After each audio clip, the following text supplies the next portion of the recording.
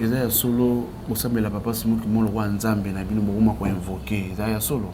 Je vous dis sincèrement. Mikodo presse en ligne avec Moller Chingala to s'abonner massivement. Nga vie de loin na s'abonner na Mikodo presse en ligne. Na lomba les mensonges à corriger. Waouh. C'est ça le titre. Aidez-moi de lire ça. Page Yango Ezali 160. Voilà. Moi j'aime mettre tango bato bazokolona lokuta bayeba ke lokuta ceux qui te corrigent en côté on fait du n'importe quoi déjà. Voilà là que ça bande c'est que j'ai inventé voilà. Et Thomas Louaka a ce manuel scientifique depuis le 24 avril 2022 na plate des évolués il est monté à clôturer 4e édition, il y a festival du livre et de la Bible. N'a pas ça qui est par personne interposée de main à main. Mikodo, presse en ligne. Le 6 avril, on a besoin de l'art. Tout le monde a besoin de bon et Mbongo bimaka. Ba konzi ba yebi bango moko. Mbongo bimaka. Na lobby, je l'ai dit. Je vous dis, ba konzi bazalaka plus saturé vers le centre. Parce que non. Mikodo, presse en ligne. Tout maintenant, le solo moqué à ce qui concerne papa Simon Kimbangu. Simon Kimbangu, tant que Kibiso, Nzambe Azumoli Monae, après avoir causé la souffrance ébélée. Est-ce que vous pouvez dire que Kimbangu c'est beaucoup bon? Bande Konangai, Mutuna wana, ezali tellement na tina makasi. Mais na lingara min ko répondre makamba pa Simon Kimbangu na période yo na mokili komba Kimbangu nanu ezwamite. Mikodo presse en ligne. Bi wazali moko ya corps de Christ l'église Kimbangiste ti le loboko kozonga na tena batasayo. Là c'est vraiment la crise est momentanée et bah sinon fort les autres comme on a déjà. Mokonzamboka tango alaki le 6 avril qui kozala férié, le même jour il avait formulé une demande à Sengaki Bomoko, bato babeta ki maboko te. Ceux qui ne veulent pas Bomoko ils se trompent. Pas Kimbangu aloba na le 5 août 1952 na Loa, lingombe gotikala moko. Mikodo presse en ligne. Na sepelité parce que Kimbangu devient héros inférieur à Lumumba et Mosé. Lumumba a une journée fériée, Nani Moza Zanango, Kimbangu l'appelle héros national, il n'a pas une journée fériée, là, il est inférieur. Là c'était avant centenaire. Là nous sommes en 2010. Mikodo, presse en ligne. Mbango yoto pesa qui antériorité naie, il n'a pas failli que Batoba bossa naie. Et Kimbangu, j'ai dit de la page 225, 226, il parle de l'indépendance spirituelle. Et nakati soko tangi Kimbangu a lobby, mokilio cause la balkanité, jamais. Et là il en parle quand? Le 17 août 1922, il est en face des prêtres catholiques qui lui ont rendu service en prison.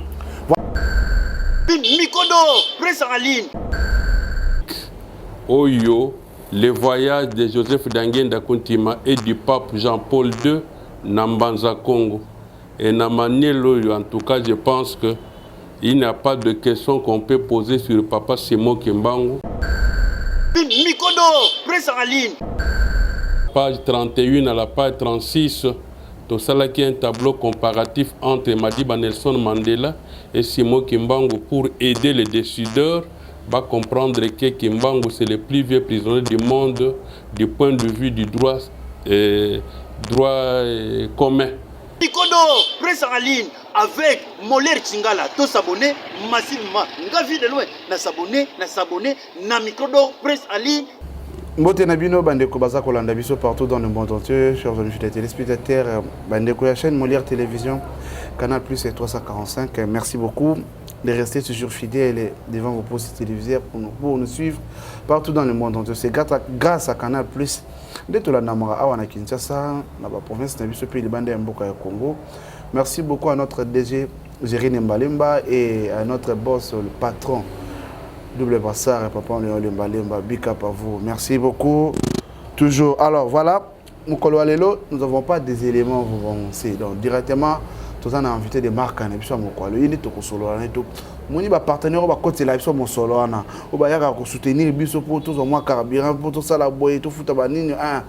tout écarté bango tozo yamba azali je sais pas to benga ye chercheur écrivain ou quoi je ne sais pas maman Fifi Masuka ça ni béton gouverneur alors là-bas vraiment blogo linga yango ndi maman alors je sais pas non benga azali chercheur toi ingénieur je ne sais pas il a plusieurs titres mais azali mokisto na religieux to benga bandeko ya kimbangiste. Est-ce que lui-même kimbangiste a salaka église? Toi kimbangiste c'est lui-même car il a salaka kimbangiste mais les familles restent ne ba ko sala l'église. To me kana comment on a pour bandeko bazali balobi moi ebele pe mitune zali moi ebele makasi. Voilà un petit rappel à nos amis fidèles téléspectateurs ensemble avec vous chaque samedi 17h30 heure de Kinshasa à l'étranger. Na bangonga borota la biso le lenge zaleli ndenzambe ya bongisaki pour na bamboka mususu chaque dimanche à 23h25 chaque lundi na 11h25 Molière TV Canal Plus Mokili Mobimba. Merci beaucoup. To yemi mwana mboka na mokolo lelo il s'appelle mwana mboka Yazali ingénieur mwana mboka Rigobert Ufutu Buna voilà Ufutu Buna Mugabe azali moko ya corps de Christ ya église Kimbangiste ya mokoto bandeko oyo babima mais bandeko centre babenga ba kombo moko beto komanyola beto kobeta masolo wana mwana mboka boni mbote bandeko balandi mbote papa journaliste mbote papa Molière parce que c'est la première fois qu'on a passé la chaîne Molière. Merci d'avoir pensé à nous. Merci. Mais tu as programme au Kala, on sera trop surchargé. Programme au Tchango Kala Makasi. Mais les lots, tout est accompli. Autant les caméras Nabiso, on s'est présenté d'abord. Aux Anani, Kombonani. Ngai, ingénieur Rigobert Ufutubuna Mugabe. Nazali ingénieur. Nazali l'un des directeurs na au fil de route, na direction générale. Dans cellule partenariat public-privé et gestion des ressources extérieures. Mais à niveau de Mboka, par rapport au certificat d'enregistrement, dans le ministère de la Recherche scientifique et innovation technologique, nous avons reconnu chercheur indépendant. Et chercheur indépendant parce que nous avons publié un manuel scientifique Oyo. Les voyages de Joseph Dangenda Kuntima et du pape Jean-Paul II Nambanza Congo. Et Namanelo, en tout cas, je pense qu'il n'y a pas de question qu'on peut poser sur Papa Simo Kimbango, Otokolobano, Makamosus, Tikalagi, Simatoko Lukango, ou sur tout ce que l'on peut dire, tout est là. Et Nakata Manuel, c'est là où même Bakonzi Bazwa qui facilité la page 31 à la page 36. Tout ça qui est un tableau comparatif entre Madiba Nelson Mandela et Simo Kimbangu pour aider les décideurs à comprendre que Kimbangu c'est le plus vieux prisonnier du monde du point de vue du droit commun et que pour ça il méritait ou il mérite une journée nationale. Et ce même manuel se retrouve dans l'UNESCO où nous avons demandé la journée internationale Simo Kimbangu. Ces mêmes manuels, vous les retrouvez chez les cardinals, en Bongo, chez Monseigneur Marcel Otebi, le président de l'église du Christ au Congo. Vous l'avez à l'IPEN, à l'université de Kinshasa. Vous avez dans la bibliothèque comme la Bibliothèque nationale du Congo, na CEPAS, la bibliothèque à ISP Gombe. Donc en soi, c'est un manuel qui est en circulation. Voilà, Ezali Manuel, Ezali na circulation vraiment par rapport à ici, Kaounio surtout. Mwana mboka Ufutu Buna Mugabe Rigobert Wazali ingénieur pas chercheur awana RDC partout dans le monde entier. Mwana mboka to betano lisolo mo moki à ce qui concerne papa Simo Kimbangu. Simo Kimbangu tanga tiki biso nzambe azu molimo na ye après avoir causé ba souffrance ebele. Atika bino pe kisi Kimbangi se boka bwana. Bande konangai mutuna wana ezali tellement na tina makasi mais na lingara min ko répondre makamba pa Simo Kimbangu na période yo na mokili komba Kimbangu nanu ezwamite donc moto personne physique aza nano te na linga mingi na kozala molai mingi te na mema baye nyonso na kati na mokili bayebi histoire ya grande étoile d'Afrique bimaka na 1200 et tango bato mayele nga nazali analyste politico-biblique, c'est ça mon domaine. Yango ndo Monique Mokando nasali ministère de la recherche scientifique et innovation technologique à Klassango na domaine socio-politique et religieux. Et na 1200 soki mokile ninganaki parce que bat bayebaki Bible. Tango munzoto bamonango likolo ya Afrika, ba bayebaki dia ke tokomi na Isaïe 19 na verset 1, ba lobi nzambe akuya na mapata na katikati ya mokili ya Afrika. Et bakendeki musika mingi ils ont compris na verset 19 à 20 que pour na libérer ba opprimé. Et que ba monaki déjà à partir à verset 23 à 25 que Nzambe na mikolo tozali, quand nous parlons du nouvel ordre mondial, Nzambe akopambola l'humanité à partir de l'Afrique par le bas. Béni soit l'Égypte mon peuple, c'est l'Afrique, Assyrie œuvre de mes mains et Israël mon héritage. Au Théba qui Israël, ba juif nde bazala ki bango le peuple de Dieu, mais alors qu'il est c'est l'héritage de Dieu.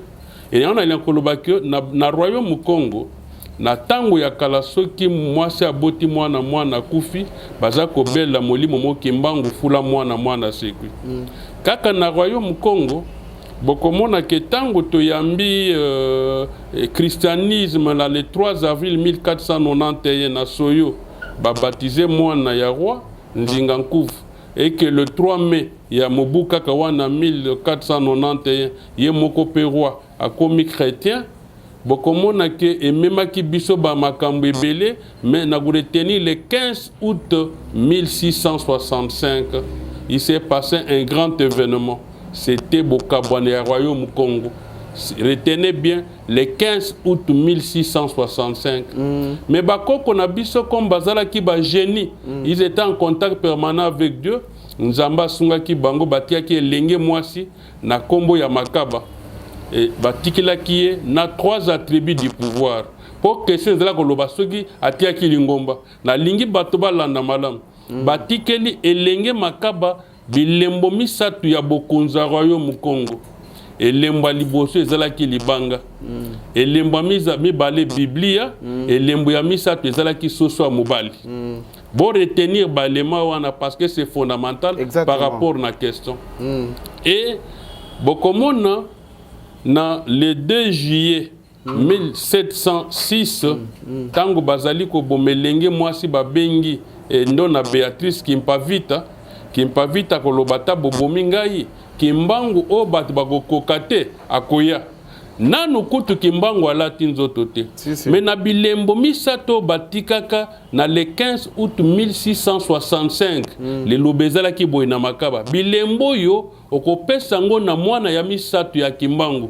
La raison pour laquelle bozo komona que na sali manuel scientifique na témoin na misato Simon Kimbangu et suis en train de présenter Kimbangu à travers moi na misato et consort.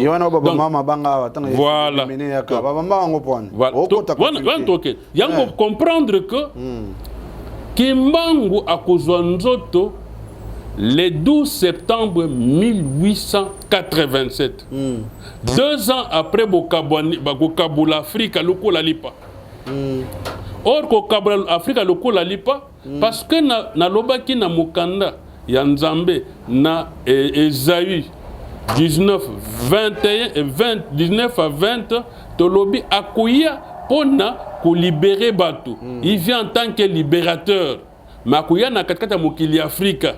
Et au monique déjà, to commis en 1885 Afrique bakabo loko la lipa. Et 2 ans après Kimbangu. Donc le vrai problème de savoir est-ce que Kimbangu a salaki lingomba. To eye ko salama après. Est-ce que Kimbangu a tikaki voilà. Est-ce que voilà mutunande. J'ai pris tout ça pour te comprendre. Ils ont compris aussi va comprendre. Voilà. Les bangue laxi temple. Biblia maloba ya Nzambe soso ezali ngonga. Donc soki nanu Kimbangu azwi nzoto te balobi ke bakopesa mwana misato ba tribu wana mwana misato wana il faut asala mission ya biloko misato wana botuna le monde entier si Joseph Dangenda Kuntima n'est pas le bâtisseur de l'église kimbangiste. Donc Kimbangu tango na le 6 avril abandi mosala na ye on a comprendre en très bien ce que ali na 1 Chronique 9 à partir du verset 17 aux kendenoti au kiti même na ba 20 ba 24 au kenasuka comment on a maintenant que kuna bakolakisa batoyo ba Kimbangu a rassemblé Kimbangu azana 4 surveillants Kimbangu azana chorale Kimbangu azali na protocole parce que tango bandi mosala laye le 6 avril mokolo yo asilisaki bukono ya mwana mwasi babengi kantondo yo azalaki kobela mutu ewumelaki soki batie libanga likolo mutu te moyen ezalité. C'est le grand jour où Kimbangu asali l'église bolandelanga malam Kimbangu azalaki catéchiste des protestants. L'église protestante à Bems, bazaki na lulenga kobeta ngonga. Mais du fait que Kimbangu le 5 avril 1921 ayebisaki mwasi na ye Marie Mwilu Kiawanga ke lobi na tongo beta ngonga ya ndako nzambe ke Mwilu abeta lulenge mususu abeti ngon ngon ngon ngon ngon ngon ngongongo engonga wana batu bayebi yango même balandi yango même au-delà de 25 km à rayon. C'est-à-dire même batnos va comprendre que les kambasi ke koti. Donc kosala lingombe zanine mingi bakanisa ke lingombe sala makana mukanda o l'état pesaka to benga la reconnaissance de l'église. Non, on a mis tout naka. Mais mouta ko sala mikanda pour que ba reconnaître ango. Akobana na likanisi non. L'église commence dès que mouta kanisi, dès que mouta a rassemblé Batou et Kimbangu maintenant a bandi le makamboana bokomona ka bandi ko seku sa bibembe et bemba ko seku sango. Oye kufaka le 17 avril 1921 et lungwe na Nantumba et sali 150 km et Koufi le 17 comme en Ankamba le 20 soit 4 jours après et Bembe Poli 4 jours c'est pratiquement le jour et donc Kimbangu voilà a créé l'église avant sa mort. Voilà Kimbangu par rapport à Néatine maman Moula qui nous rebeta. Voilà. Et cette église là était déjà annoncée dans le 15 août 1665 parce que balobi wa kopesa bilembo misato wana Bible libanga na soso na mwana misato Kimbangu. Merci beaucoup. Voilà. On tourne moko bato aux chercheurs. Biso to na mitune dans les santabo. Na ba recherche na biso pe ba esi biso boye. Mais quand on répond à cette question, je pense que ça yoka pe yango. Papa Simon Kimbangu atikala kobota jamais na maman Mwelo. Akuta maman Mwelo na bana na ende misatu. Est-ce que zali bosolo to lokuta? Oyebi bande konanga. Oyoka yango te? Bato baloba kango. Ekoloba ba. Yo yoka yango te. Na sina yoka. O defanda yango te awa na kata na lobby j'en parle na kata manuel scientifique oyo. Ce qui est partout bato ba maina koloba. Tata Kimbangu na maman Mwilu mwana ya maman Mwilu c'est Nelin Kitudia mwana ya mama Mwilu oyo papa Simon Kimbangu na ndo petelo voilà mais tata Simon Kimbangu tango azwi maman Mwilu maman Mwilu mwana na liboso aboti na 1914 le 12 février c'est Charles qui soloke lequel voilà mwana mibale aboti na le 25 mai 1916 c'est Salomon Dalunga na Kiangani mwana misat o balobelaki na le 15 août voilà dit le 15 août 1665 bokopesa bilembo misato royo mu Congo na mwana ya misato ya Kimbangu mwana misato na yaye komo yango comme on a Joseph Dangenda Kontima. Moi je pense que tant que batu bayebi na bango histoire te yango na bandlaka na antériorité nanu Kimbangu amizali lakite bayeba qu'est-ce qu'il faisait et tant que mettant Kimbangu à latinzoto to bandi ko vérifier makambo wana. Voilà, bo bandi ko vérifier makambo wana. Ba imboka ba mi betema ba couper makasi. Ba bi bino na kasi église kimbangiste. Lui-même Simon Kimbangu azalaki vrai prophète sans microbe. Mais bino ba eboti kali ne etonga bozo me mangolo lenge yazaki ko mema yango te. Bokotisi coutume na kati église. Bokotisi ba condition moko ezanga boto ka nde ba benga ba tata. Ba ancien. Toyoka ka bango makasi ainsi de suite. Tu es comme même une division sans autant église kimbangiste et kabwana ta plus de 7 fois. Vous avez belé auto mona ke belé ba kenda na. Mais il y a grave et ça bino bande kwa mokoto. Talisa biso ba imboka. Avant to kota na lisolo ya 6 avril ko bete on to po motuna bi ezali wana. Bande ko na ngai na sepeli na motuna wana. Na sepeli makasi. Église Tata Kimbangu kabwana na bitene 7 fois. Plus même. D'abord na lobby, c'est archi faux. Oh, mais défend. Nako kende, c'est archi faux. Nous sommes en 1921. OK. Bota la tina na memela ki carte. Voilà. Tina na ye na carte. Et carte yo depuis que le monde. Voilà. C'est l'ingénieur Rigobert Uffutubu na Mugabe muta concevoir carte pour présenter comment Kimbangu asali mosala na. Vous entendez na centre na kuna nani? Na sina le cas déjà na centre na lobby na centre no carte na salango sortie officielle nango ezalaki le 20 avril 2022 na place des évolués. Moutaï ko lancé 4e édition. Il y a festival du livre et de la Bible, c'est le ministre Patrick Mouyaya. Oh bah mon image bah si bah mon ango. Exactement, oui, nous avons. Voilà. C'est pour vous dire que Tata Kimbangu tango bandi mosane le 6 avril. Tata Kimbangu bakangi. Je n'entre pas dans le détail, parce que ça risque de me prendre le temps. So on a comme exposé à carte. Et Tata Kimbangu tango bakangi azali na bato oyo ba déporté na ye mais moi na ya liboso a kende ki avant Charles Kisolokele Lokelo moi na 7 ans. C'est le premier relégué na kata lingombo yo. Si l'on dit que Kimbangu a botakate, mais comment le blanc, le révérend père Derossi, ou azalaka président du conseil de guerre, a négocié ce tombe na moana il y a 7 ans parce qu'a témoigné ba miracle tata na ye à Sala. Mais au comment que Kimbangu l'étanda pesake makoki ya ko répandre nouvelle na ye. Ce qui bakanga ke nankamba, batiake boloko nankamba. Mais l'église qui forme, il n'avait pas d'argent. Il fallait qu'on déporte. Bon, comment on a simanangai, Kimbangu a lungwen kamba na makolo. Tina manzangungu. C'est une chose grave, hein? Makolo, Jenkamba, Tina manzangungu. Aye na nzela o bolandi, gouvernement lobby, ba ko construire ba ko bongisa nzela ya chemin ya pension à Semo Kimbangu. Et za nzelo Kimbangu ayela ki makolo ko bandankamba bakangi non ngombe matadi wana ezali wana te. Soki olungwe Kinshasa. Voilà. Oleki entrant nzela nkamba wana.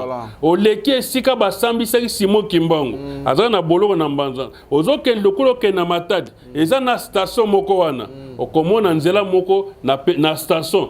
Nzela wana nde yango babengi nzela ya pension Simo Kimbangu. Ekoleka nango na ngombe matadi te, ekoleka na ngombe lutete te, ekoleka na sala te, ekoleka juste na yanda vers sima ya yanda.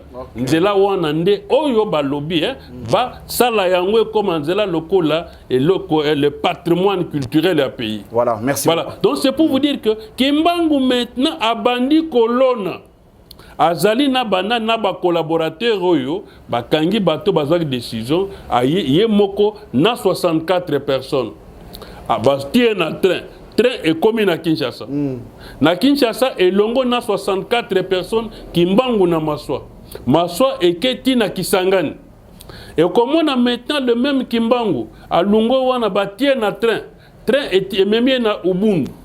Obundo komona le même Kimbangu batie na kati ya maswa Kimbangu akomi na Kindu batu na ye wana batikali bisika bakotika bango j'en parle na livre comment batu baza kotikala Kimbangu azokolona et Kimbangu alungwe Kindu na train akomi Lubumbashi le 19 janvier 1922 voilà c'est ça l'expansion mais batu mususu balobaka makambo di n'importe quoi Bokomona parce que relégué bakozonga kaka après 60 donc na 60 du moins parce que la réconciliation de l'église est le 24 décembre 59 Okomona vague na janvier 60 même moi na liboso qui solokele bien qu'azala qui l'état a comme administrateur des territoires il était toujours relégué oui il était toujours relégué alors maintenant okomona que Tango va reconnaître Lingomba. Diangendo azalaki na 3 ans. Na 1920 ans bakangi tata naye. Et que c'est Joseph Diangenda Kontima qui est le chef de l'église parce que maman naye a memé ango ko banda 21 kino le 12 avril 1959. Mokola pesaki ba carte yambo. Et le 27 maman Koufi. Joseph Diangenda Kontima oyo balobelaki na le 15 août 1665 que ba tribu misat bilembo misat ya pouvoir royaume Congo ba kopesa na mwana ya misat wa Kimbangu. C'est comme ça qu'il arrive à la tête de l'église. Merci beaucoup. Et puis oyo ba benke ba division ba dissidence wana. Voilà. Maintenant bana nkole ba relégué. Oyo ba mona ke no Diangenda yebaki histoire à tata na yete. Non, on ne peut pas être derrière Diangenda. Ça c'est un de deux.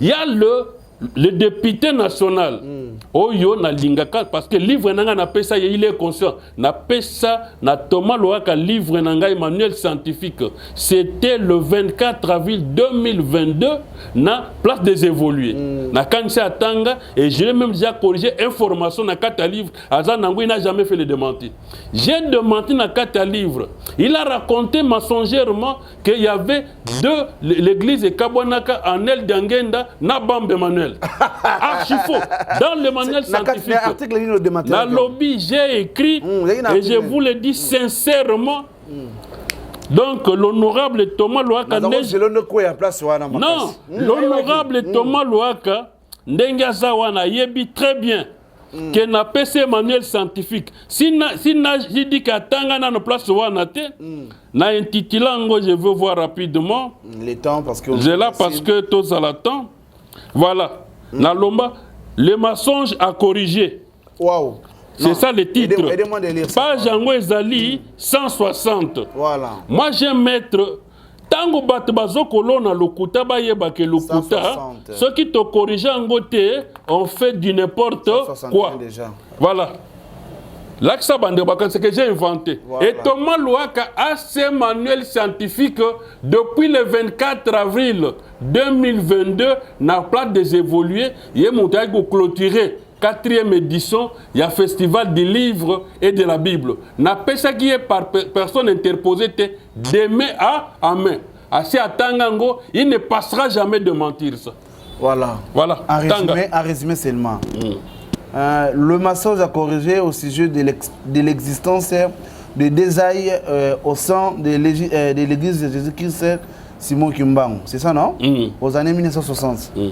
Un maçon de son excellence Thomas Loaka, Losenjola, ministre honoraire des infrastructures, travaux publics et reconstruction de la RDC. À travers sa série d'émissions, Je connais le Congo, il avait menti toute l'humanité en ces termes. Emmanuel Mbambi était un homme de confiance que Simon Kimbangu avait amené avec lui dans la prison de Lubumbashi pour le former. À sa sortie de la prison et à son retour à Kinshasa, il y avait des églises kimbanguistes animées par Joseph Diangenda Koutima et son enfant biologique Emmanuel Bambi. Tout ce qu'on va voir Emmanuel Bambi. Emmanuel Bambi, je vous dis, quand vous ne connaissez rien, qu'on m'écarte parce que les loyaux sur ces thèmes-là, on peut rester dans la chaîne de télévision. On prend même 1000 chaînes. Thomas Loaka sera confondu. Emmanuel Bambi d'abord. Emmanuel Bamba est arrivé. Emmanuel Bamba est arrivé dans Lubumbashi en 1951. Je l'ai très bien écrit pour battre le bateau et tout ça. Kimbangu est arrivé à Lubumbashi en 1922, le 19 janvier. Mais on dit que Kimbangu est allé former Manuel Bamba. Donc ça c'est dit n'importe quoi. Quand on ne connaît rien, il faut se taire. Mais c'est ça. N'allez pas faire des déclarations. Et quand tu dis que je connais le Congo alors que c'est mensonge, prouve que le Congo vous ne le connaissez pas. Ce n'est pas le seul point. Il y a plusieurs points. C'est-à-dire connaître le Congo c'est une grande forêt. Exactement. Comme c'est une grande forêt, il n'y a pas que je connais partiellement le Congo. Parce qu'il ne connaît même pas la ceinture que Simon Kimbangu a faite. Simon Kimbangu a ceinturé le Congo. Bolandi. Et Kimbangu, quand tu dis que le Congo ne sera jamais balkanisé, j'en parle de la page 225 à la page 226 dans Manuel Santifou pour expliquer cette histoire. Voilà, Mboka Ifuto, s'il vous plaît. On est énergie de mission. Mais quand on répond, on a bien bien. Bien, on centre Sayobo Kanate Poine.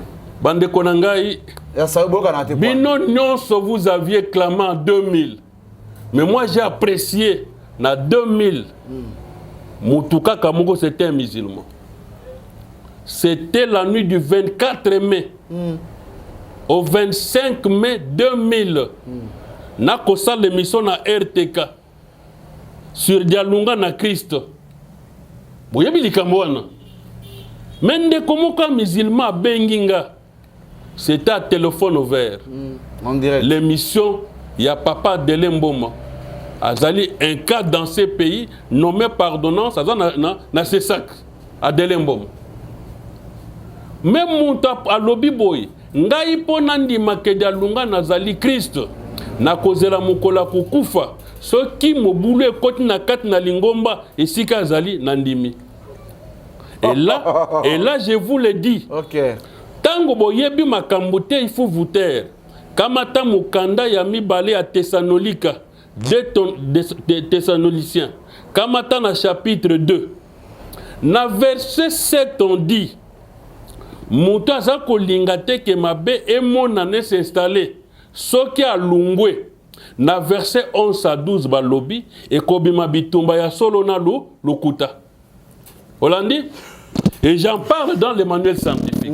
Dans le manuel scientifique, je dis na kena mukanda il y a Deutéronome 31. Na ke kuna balobi sima ya mibu sambo. Là je parle de la séparation. Il y a de part il y a Kisoloke la 92, de part à Dengen la 92 et d'Alunga na tikali les chefs de l'église. Mais 7 ans après, de 92 à 99, il va convoquer sa dernière assemblée générale. Thème et assemblée Zali, Bomo ya Lingomba, la vie de l'église, le thème principal. Mais catégorie à Batwa Bengi Saki, c'est le verset 9 à 12. Batata ba maman na bilenge, na ba invité. J'ai été l'invité personnel, signé par Papa Dialungan. Personne l'église ne peut me contredire. Kozalabana ba papa, Kozalabangon aussi savent que Papa voilà, que Papa Fout était l'invité dans l'Assemblée générale, la dernière, il n'y a pas Dialungan. Mais dans verset 24 à 29, kuna balobi, na yebi ke tango na kozala lisusu te na mokili. Batomboki, bakobwaki sa maïno songai na kangi. C'est ça la raison de résolution au Tobiso Tolobi. Ba résolution wana ngana koma na livre na benga kango wana mukata mukando yo. J'appelle ça les résolutions lutuniennes. Lutunu c'est qui? Papa Edouard Lutunu, yende papa Mokonza Lingomba. On ne nuit pas Papa Simon, Mokonza Lingomba Zaliye. Yende Anoma qui est chef de la maison familiale. Holandi. Et Basali Assemblée Générale, kuna balobi boy. Lingomba andimi makamba chef de famille à Pessi na Lingomba. Chef de famille à Pessi nini. À Pessi na Lingomba, que Charles qui soloke le moine Liboso Kimbangu. Oui, à Kotaka relégation à l'âge de 7 ans. Il y a lobby, na katabana ya bota, baza 3 catégories. Et ça na bano ba botama na libala petwa, mariage religieux. Et ça na bano ba botama na libala petwa te, né hors mariage religieux. Et puis, ils ont moi, moi, c'est à qui n'est pas libala. On dit, ceux qui n'ont pas de Thessaloniciens, on a l'Ovaki 2, dans verset 11 à 13, personne à travers le monde ne me dira que moi, si, que moi, si, Ayana Libala, n'a moi, n'a souga comme enfant adoptif. Quand on dit Paul qui se loquait le Tiangani, na libumu ya maman na bango, maman Hélène, azali moi na souga. Comment Paul azala enfant adoptif, alors que groupe n'est de données, Micheline na José, bazali enfant adoptif T. Comprenez? Donc, il ne faut pas avoir de loup pour comprendre que c'est un mensonge. Boke de botuna la lingomba, botuna même papa Simon, papa Zako, na mutunos, papa kaningomba lokula biso ba ligobert ou futubo na Mugabe. Botuna na libota bana pa ki soloke le wana. Paul azali mwana ya boni, ba lobaki le 4e. Mais ba lobi ya mwana ba otu lo bango déjà. Ba comment na kati ya résolution mugando bito kwa ça ba comment boye. Ba lobi que bien donné na Micheline, na Joseph sont des enfants nés hors mariage, basant na droit ya héritage ya mulima kimbangote. Maintenant, Paul qui solokele azali mwana oyo mwasi ayakine na libala. Oui, mais il est le cadet. N'imboye bisangai mukini wapi. Donc ils ont inventé un autre monde. Bande Konangai, c'est il y en a ici que ça fait droit de réponse. Nanobi, là, papa, deux plateaux. Nao kamata kou na kenera musika te. Nao kamata toza biso nyos. Te, to benga moko apaka lingomba kuna. Aya, ko décortiquer le quoi le décortiquer. Au moins il kamera memelaye. Na koloba toza na 95, wana crise na note. Biso yo. Bilolo Valentin. OK. Jean Kakouli, Léon Villa, Nangaï Biso 4, to publié affiche l'église, au totia bana nyonso, na kati ya bana nyonso wana Paul azali. Olandi, et na kati wana komona papa Simon mokonza biso, azali kati ya bana basi mebale. O ba botama ne mbula moko. Maman Marianne qui solokeli, nteke o botama le 12 mars 51, azali. Papa Simon a les 12 gens à Nakati et maman Christine Yangenda et Wambanadio Azali, tout ça. Pas Simon à Nakati. Mais on va vous dire que mon tapotama les 12 juin, Batobi qui a les 12 octobre. Voilà, merci pour il y a des histoires vraiment dans le monsieur Damounène est au solo, là, on va question c'est belé. Donc on répond des questions pendant une minute, et ça bien. Nous tous nous sommes encore. Pour l'année Bino, bande de l'église kimbangiste. Dati nyonso tu eleka na kati ya église na bino. Bosala kango lo lenge loko la fête. Motu na comprendre. Donc c'est-à-dire et après les sources, bo fête à 3 jours. Mais une remarque, bande ko ya centre, bango ba fête à 3 jours. Mais bino ba to mokoto. Bo kima lingomba, bo fête à roka bana moko. Moi je vous dis à part Matanga, il y a maman Mouillou, a couffé le 27, va conduire le 29. Et dans Kamba, on respecte cette tradition-là. Na Kinshasa, tu sais qu'on est dans la ville cosmopolite, tout ça, on ne peut pas parler dans cette logique-là. Il n'y a pas une autre fête. Si elles le font, bah ça la cas parce que c'est la récolte de fonds. Bah quand ça va faire l'étape parce que ils en ont besoin. C'est dans le cadre de ça. Mais il n'y a pas aussi l'église, donc voilà. Petit besoin église. Voilà. Donc on ne peut pas entrer là, prendre ça comme étant de l'église. Ensuite déjà. Donc qu'est-ce que nous avons aussi, c'est-à-dire dès que 3 questions, pour te voir aussi ça m'a comme solo. Mais une chose à vous dire, vous avez combien de numéros? Tu vois bien que c'est tout le waka, aya plutôt ça la naïe. C'est très important. Très important. Tout ça là, on a tout solo là, on a mais quand on benga, tout ça là, ils sont tout solo là, on a plateau, tout ici plateau, tout solo là, on a tout mécano pour y c'est vraiment mon souhait de rencontrer honorable, de peut échanger, à prouver que j'ai menti. Il a déjà contredit. Thomas Louaka, ministre honoraire Osoka, ingénieur, Ifutu, Mugabe, Rigobert, Abi, Okosaki, et ça m'a Kuta. Il ne faut pas dire Tu connais les Congo.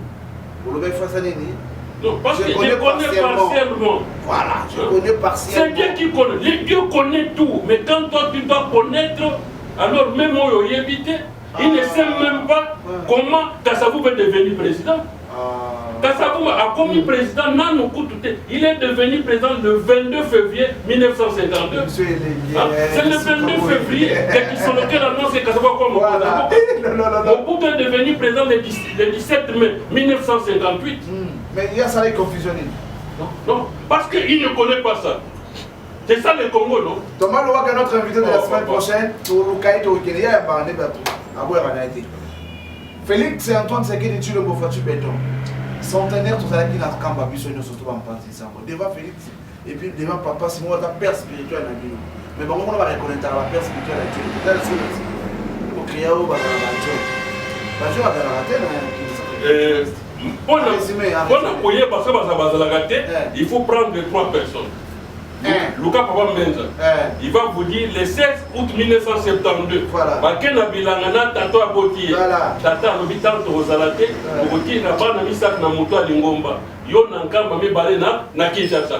Papa Menza fa la démenti si c'est là vrai ou faux. Voilà. Ya mi balé, papa Simon ye moko na centre.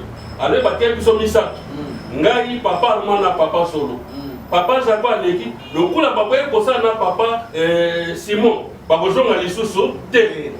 c'est la guerre de la vérité du mensonge. Voilà. Moi, je ne peux pas compter. Je prends ces malobaya, bango na centre, na telle la presse publique. Quand je dis que papa Simon, je parle le 12 juin, c'est papa quand on se dit au centre d'accueil.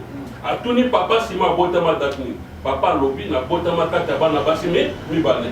Mais le nom il est en dehors, il y a un intervalle, il y a un basime balé. Moi je vous dis, je ne prendrai pas l'élément de Gabakalis. Je ne prendrai que des éléments qui sont mis dans la place publique. Mais nous, ça n'a pas passé le moté.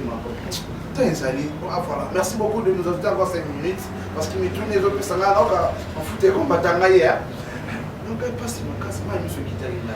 Oh non, on va cambier le président. Il y a très important. Il y a tant mon président a dit à lever la mission et puis l'accord de Christ, on a invité des marques qu'il y a partout. On a commencé à fêter centenaire. À lobby a passé ordre à 2 présidents.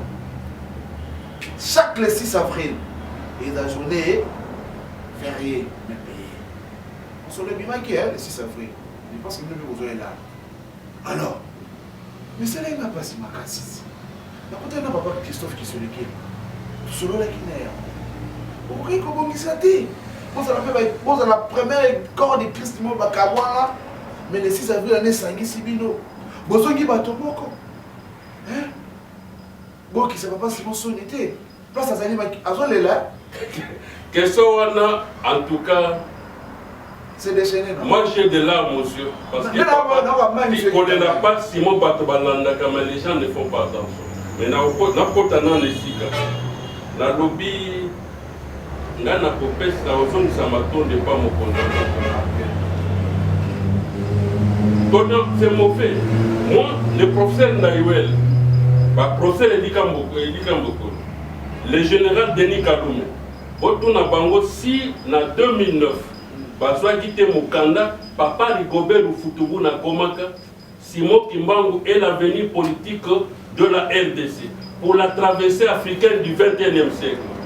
Là, on nous avions demandé, Bafan Sadra Kimbangu na place na yé na histoire en Boka, na moi na Charles Guizot.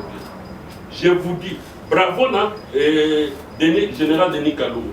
Président, donc, Azalaki, le coordonnateur, il y a commissariat général, il y a cinquantenaire. Il m'a répondu, il m'a mis à la disposition, il y a professeur Naïwel, il le savent. Et la démarche, l'aboutissement, c'est quoi? Nous sommes le 10 juillet 2019. Que Charles Kisoloke le moine liboso Kimbangu oya kotaka relégation à l'âge de 7 ans il y a lobby na kata bana ya bota baza 3 catégories ezana bano ba botama na libala petwa mariage religieux ezana bano ba botama na libala petwa te ne hors mariage religieux et puis ezana moino yo ye mwasi ayaki ne na libala olandi Ce qui n'a zongi na 2 Thessaloniciens na lobaki 2 na verset 11 à 13 bitumba ya solo na lokuta. Personne à travers le monde ne me dira que moi si ndenge tozali awa mama zali que moi si aya na libala na mwana suka comme enfant adoptif. Quand on dit Paul qui soloke le kangani na libumu ya mama na bango mama Hélène azali mwana suka. Comment Paul azala enfant adoptif alors que Koulout n'a de données Micheline na José bazali ba enfant adoptif T. Comprenez? Donc il ne faut pas avoir de loupe pour comprendre que c'est un mensonge. Bokende botuna la lingomba, botuna même papa Simon, papa Zako, na mutunyos, bampaka lingomba lokula biso ba Rigobert ou Futubu na Mugabe. Botuna na libota bana pa ki soloke lewana. Paul azali mwana ya boni, ba lobaki le 4e. Oh, mais balobi gaza mwana ba otolo bango déjà. Ba comment na kati ya résolution mukando bito boakisa ba koma boye. Ba lobi que Dieu donné na Micheline, na José sont des enfants nés hors mariage, bazan a droit à héritage, ya mulima kimbango te. Maintenant, Paul qui solokele azali mwana oyo mwase ayakine na libala. Oui, oui. Otoka ya mwana. C'est ça. Mais il est le cadet. Non, boye bisangai mukili wapi. Donc ils ont inventé un autre monde. Tika koloba oui papa. Bande konangai c'est ridicule. Bande ko centre kuna sa basiliki déjà. Ya na yebisi que ça n'a pas droit de réponse. Na lobby là. Papa, deux plateaux. Na okamata kud na kenanga musika te. Na okamata toza biso nyos. Te, to benga moko apaka lingomba kuna. Aïe ko décortiquer le quoi le décortiquer. Au moins il kam na memelaye. Na koloba toza na 95 wana crise na noté. Bisoyo. Bilolo Valentin. Okay. Jean Kakoule. Voilà. Et Léon Villa. Nangai biso 4. To publier affiche l'église au totia bana nyonso. Na kati bana nyonso wana Paul azali. Olandi et na kati wana komona papa Simon mokozi na biso azali kati bana basi mibale. O ba botama nembula moko. Maman Marianne qui solokele. Nteke o abotama le 12 mars 51. Azali papa Simon abotama le 12 juin zanakati et maman Christine Dangenda et Wambanadio azali tout ça. Pas Simon zanakati. Mais on va vous dire que Moutabotama le 12 juin, Badoubi qui abotama le 12 octobre. Voilà, merci. Il y a des histoires vraiment n'entrées pas tout ça. La question c'est belé. Donc on répond de biso pendant au moins 1 minute. OK. Et ça bien. Mutuna mso yangoyo. Pona nini bino bande ko église kimbanguiste. Dati nyonso tu eleka na kati église na bino. Bosala kongolo lenge lokola fête. Mutuna nango comprendre nango. Donc c'est-à-dire et après les sous bon fête à 3 jours. Mais une remarque, bande koya centre, bango ba fête à 3 jours. Mais bino bato mokoto. Bo kima lingomba, bo fête à kambala moko. Moi je vous dis à part Matanga, il y a maman Mouilou. A Koufi le 27, Bakoundie le 29. OK. Et Nankamba, on respecte cette tradition là. Na Kinshasa, tu sais qu'on est dans la ville cosmopolite, tout ça. Voilà. On ne peut pas aller dans cette logique-là. Exactement. Il n'y a pas une autre fête. Si elles le font, bah ça la cas parce que c'est la récolte de fonds. Bah quand ça va fête, bah étape wana parce que mbongo non c'est mon dimayaki nango, ils en ont besoin. C'est dans le cadre de ça. Mais il n'a pas aussi l'église, non? Voilà. Pour un petit besoin église. Voilà. Donc on ne doit pas entrer prendre ça comme étant le rythme de l'église. Ensuite déjà. Qu'est-ce que tu as pour toi aussi ça traite deux trois questions moko pour toi aussi ça m'a comme bien solo. Mais monsieur Zamoulaye, au premier numéro. C'est très important. Très important. Mais quand benga, tozala biso solo lango ka plateau totondisi plateau wa to solo lango na to mekana koyeba nani akosi nani teba tuna confusion. C'est vraiment mon souhait de rencontrer honorable, tu échanger, à prouver que j'ai menti. Alobake maina koma wana il a déjà contredit. Thomas Lowaka ministre honoraire Ozoka, ingénieur Foutou, Ifutu, Mugabe, Rigobert, Abi, Okosaki, et ça m'a kambalo Kuta. Abi, faut pas dire, je connais les Congo. Olobe Fassaneni, Non, parce que je connais partiellement. Voilà, je connais partiellement. C'est Dieu qui connaît. Dieu connaît tout. Mais quand toi, tu dois connaître, alors même moi, il ne sait même pas comment Kassavou va devenir président. Kassavou a commis président, il est devenu président le 22 février 1952. Monsieur Elengue, c'est le 22 février sur lequel annonce Kassavou quoi Mobutu est devenu président le 17 mai 1958. Mais il y a ça là qui confusionne. Non, parce qu'il ne connaît pas ça. C'est ça le Congo, non? Thomas Loa, que notre invité de la semaine prochaine, pour Lukaï, au Kenya, à Boueranaïté. Félix Antoine Sekedi Tchilo Mofatu Béton. Centenaire, tout ça qui n'a qu'un bisonio surtout en Panzi Sango. Devant Félix et puis devant Papa Simon, ta père spirituel Nabino. Mais bon, on va reconnaître la père spirituel à joint. C'est ça le seul. Nous me créons au bazar à joint. Je vais la rater, qui me semble que pour il faut prendre 3 personnes. Luka Papa Mbenza, il va vous dire le 16 août 1972. Voilà. Bakena bilangana tato aboti. Voilà. Tata lobitan tozalate, togoti kabana misat na muto lingomba. Yo nankamba mi balé na Kinshasa. Voilà. Papa Mbenza ça la démenti si cela est vrai ou faux. Voilà. Ya mi balé, papa Simon yemoko na centre. Ale batia biso misato. Ngai papa Armana papa solo. Papa Zako aleki, le kula baboye kosa na papa Simon. Voilà. Moi, c'est la guerre de la vérité du mensonge. Voilà. Moi, je ne peux pas contredire. Je prends ce maloba, il y a Bango dans le centre, dans la presse publique. Voilà, quand je dis que papa Simon, je parle le 12 juin, c'est papa Kalonzo qui est au centre d'accueil. A tout papa Simon a botama datnin. Papa Lobi na botama kataba na basi mi balé. Mais les lots, il est en dehors, il y a un intervalle, il y a bana basi mi balé. Donc moi, je vous dis, je ne prendrai pas balément. Je ne prendrai que les éléments qui sont mis dans la place publique. Et nous, nous allons passer dans mon thème, papa. Voilà, merci beaucoup de nous ajouter encore 5 minutes. Parce qu'il me tourne les autres personnes, je foutais comme Batangaï. Je ne sais pas si je suis un monsieur qui t'a dit. Le président. C'est très important. Tant que président Zaki Nankamba a lobby na misu na biso bampanzi sango et puis na corps de Christ, on a invité des marques comme Mikilia pour partout. Pour nous fêter centenaire. À lobby a passé ordre dans 2 présidents. Chaque le 6 avril, il y a la journée fériée, mais payée. On se le bimaki le 6 avril. Je pense que nous avons besoin de là. Alors, mais ça n'a pas si ma casse. N'a pas papa Christophe qui se le kele. Tout solo là qui n'est yango. Pourquoi il faut bongisati? Bon ça la première corps de Christ mo bakabwana. Mais le 6 avril, l'année sangi sibino. Bozongi batomoko. Hein? Bon, qui ne sait pas si mon son était. Place à Zali Azole là.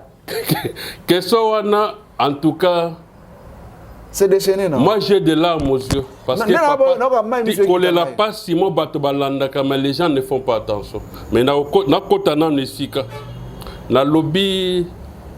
Nga na kopes na ozongi sa matonde pas mokonzamboka. OK. C'est mauvais.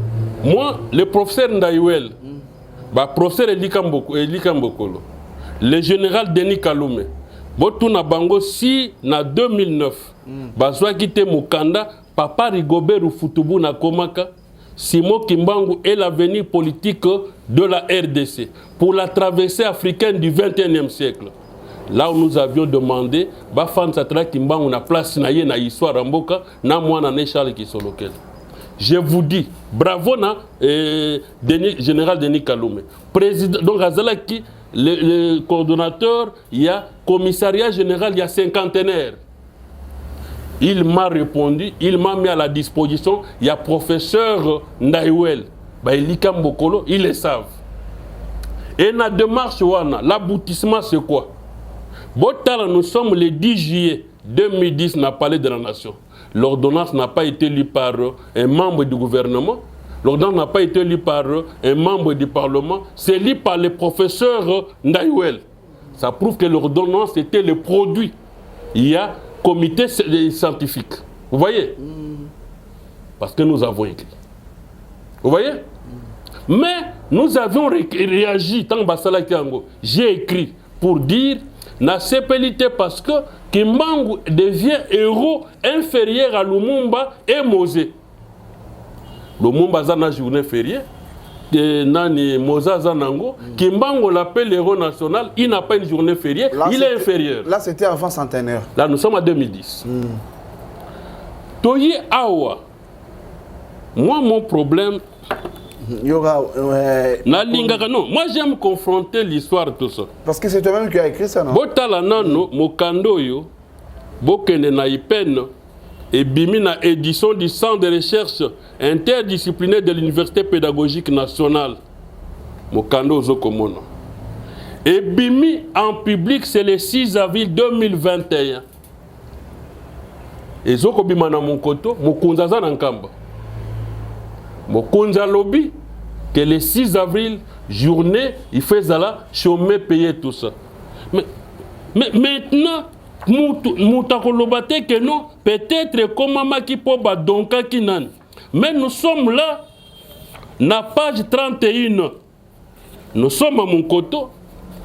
Les tableaux comparatifs entre Simon Kimbangu et Madiba Nelson Mandela. 16 points. Et tant que tout le monde que Likambo et Koki qui accompagne Mokonzi, demandez au président de l'Assemblée générale nationale s'il n'a jamais eu ce manuel scientifique. Demandez au président du Sénat s'il n'a jamais reçu ce manuel scientifique. Demandez à Madame Claudine Ndous.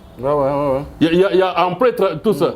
Si elle n'a pas eu ce manuel scientifique, demandez à chef d'église Onatangaki et allez dans la bibliothèque nationale du Congo. Les manuels, vous les trouvez. Voilà, c'est pour vous dire que bon Nabiso, c'est une joie parce que l'Ikambu président promet à réaliser un mot. Mais il y a un sous-bassement maintenant, que l'Ikambu président parce que tout est clair dans un manuel scientifique. Voilà, merci beaucoup. Nous donc vraiment, pour ces points-là, je remercie Mokonzamboka parce que l'acte qu'il a posé, c'est un acte, il y a une importance très capitale. Kimbangu yotopesa qui antériorité naïe, il n'a pas failli que Batoba bossa naïe. Et Kimbangu, j'ai dit de la page 225, 226, il parle de l'indépendance spirituelle. Et nakati soko tangi Kimbangu a lobby, mon kilio cause la balkanité, jamais. Et là, il en parle de quand? Le 17 août 1922, il est en face des prêtres catholiques qui lui ont rendu service en prison. Voilà. Merci beaucoup. Merci beaucoup, ingénieur Mugabe. Il faut tout Bouna, Rigobert. Merci beaucoup. Mais ma question c'est belé. Parce qu'après, il y a une émission, il y a un concert, il y a tout ce qui se passe, parce que tu as une émission. Vraiment, soyez été. Semaine prochaine, il faut tout ça là, tout ça la continuité. Parce qu'il y a beaucoup à parler. Congo dans la pose en matière. Tu es quoi, c'est moi qui m'en ensuite là. Merci beaucoup, chers amis fidèles téléspectateurs.